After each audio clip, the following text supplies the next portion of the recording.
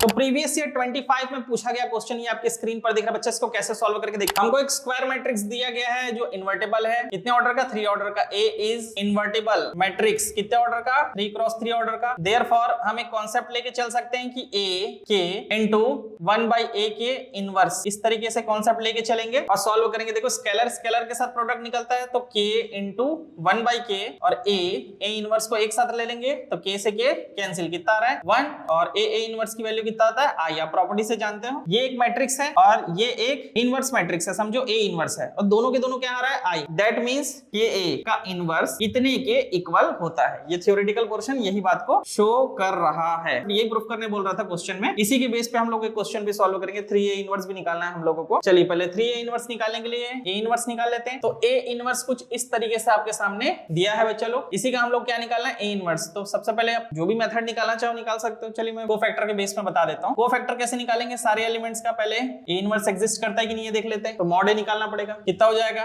2 छोड़ेंगे, रो छोड़े कॉलम छोड़े 4 -1, ये हो जाएगा माइनस इंटू माइनस प्लस, ये हो जाएगा -2 + 1 देन -2। तो इस तरीके से कितना हो जाएगा 3 2 6, ये हो जाएगा -1, ये भी -1, तो कितना हो जाएगा 6 - 2, ये हो गया 4 which is not equal to 0। That means A inverse is exist. हम आगे चलेंगे माइनर और कोफैक्टर के थ्रू। हम माइनर और कोफैक्टर निकालने का फॉर्मूला मैं बता चुका हूं बच्चा लोग। एग्जाम टाइम में आपका टाइम बहुत प्रीशियस है, इसलिए मैं कोफैक्टर डायरेक्टली बता दे रहा हूं कि कितना कितना हो रहा है इसका, ताकि एडजॉइंट आराम से निकल जाए। अब ये a11 की वैल्यू है, a12 की वैल्यू ये नहीं है, ये है ना, क्योंकि ट्रांसपोज निकलता है उसका a12 a13। इस तरीके से हम लोग एडजॉइंट ए निकाल दिया। अब ए इनवर्स निकालना है तो फॉर्मूला मेथड क्या कहता है, mod A upon adjoint A. तो मॉड ए की वैल्यू कितना बच्चा 1/4 और ये वैल्यू पूरी की पूरी आ गई 3 1 -1 1 3 1 -1 1 3। ठीक है बच्चा, ए इनवर्स निकल गया। हमको क्वेश्चन में क्या बोला गया है 3a इनवर्स फाइंड करना है। तो देखिए 3a इनवर्स का मतलब समझ रहे हो आप क्या बोल रहे हैं यहाँ पे। 3a इनवर्स का मतलब ये हो रहा है बच्चा कि जो मैट्रिक्स ए है इसमें पहले क्या करेंगे 3 का मल्टीप्लाई करेंगे। ये 3 2